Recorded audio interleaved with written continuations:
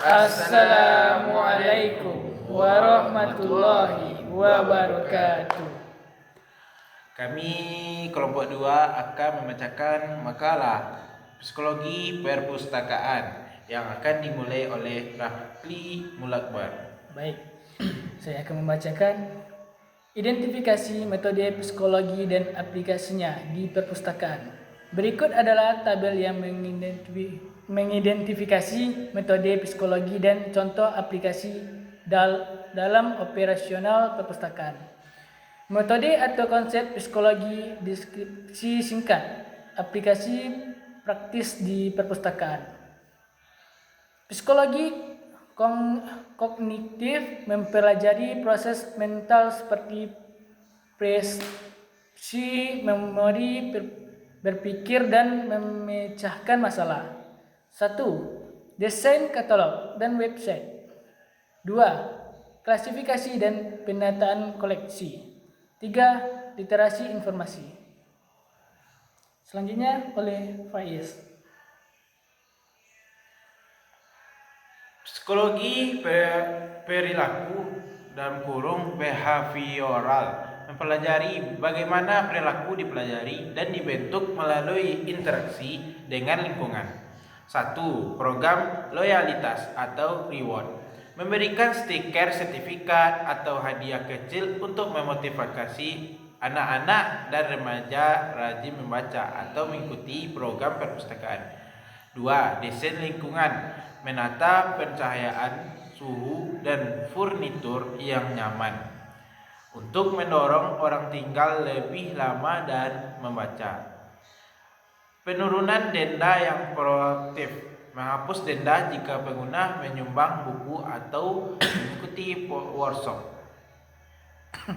Lanjut, Pito. Terima kasih Faiz. Selanjutnya yaitu psikologi humanistik. Menekankan potensi manusia, pertumbuhan pribadi, dan kebutuhan untuk mencapai aktualisasi diri.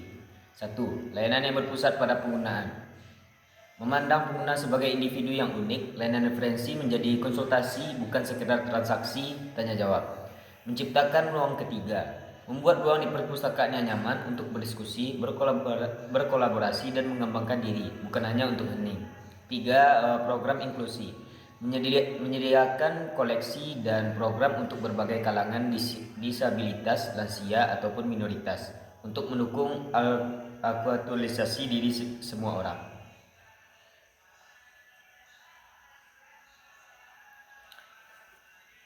Psikologi sosial mempelajari bagaimana pikiran, perasaan, dan perilaku individu dipengaruhi oleh kehadiran orang lain. 1. Kelompok baca.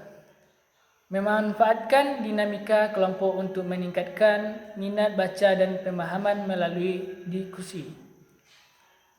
2. Norma sosial dalam kampanye. Menggunakan pesan seperti buku terpopuler bulan ini. 3. Desain ruang yang mendorong interaksi. Menyediakan ruang kelompok dan long way yang mendorong kolaborasi dan interaksi sosial. Psikologi lingkungan mempelajari interaksi antar manusia dengan lingkungan fisik di sekitarnya. 1. Zonasi ruang. Membuat area yang jelas untuk keheningan, kerja kelompok, dan area santai. Penggunaan warna dan pencahayaan. Menggunakan warna-warna tenang di area baca dan warna-warna energik, itu seperti warna kuning, oranye di area anak. Pencahayaan alami dimaksimalkan untuk kenyamanan. Ergonomi. Memiliki kursi dan meja yang nyaman dan menyehatkan untuk postur tubuh. Selanjutnya, psikologi positif berfokus pada kekuatan, kebahagiaan, dan kesejahteraan, dan juga cara membuat hidup lebih bermakna. 1. Ruang senyap atau silent room. Menyediakan ruang untuk meditasi, relaksasi, atau metode melepaskan kecemasan. 2. Program kesejahteraan. Mengadakan workshop mindfulness, kelola stres, atau terapi. 3. Koleksi pengembangan diri. Mengembangkan koleksi buku self-help, mindful, dan psikologi positif. Baik, neuroscience dan psikologi prestasi mempelajari bagaimana sistem saraf dan otak mempengaruhi perilaku dan proses kognitif. Satu penandaan dan wayfinding menggunakan ikon, simbol, dan peta visual yang mudah diproses otak untuk menunjukkan arah di perpustakaan. 2. Tipografi dan layout. Memilih fonts dan spasi yang mudah dibaca. 3. Pengurangan kebisingan. Merancang akustik ruang untuk meminimalisir gangguan suara yang dapat mengganggu konsentrasi. Oke, sampai di sini pembacaan makalah kami. Assalamualaikum warahmatullahi wabarakatuh. See you. Maaf kalau ada salah.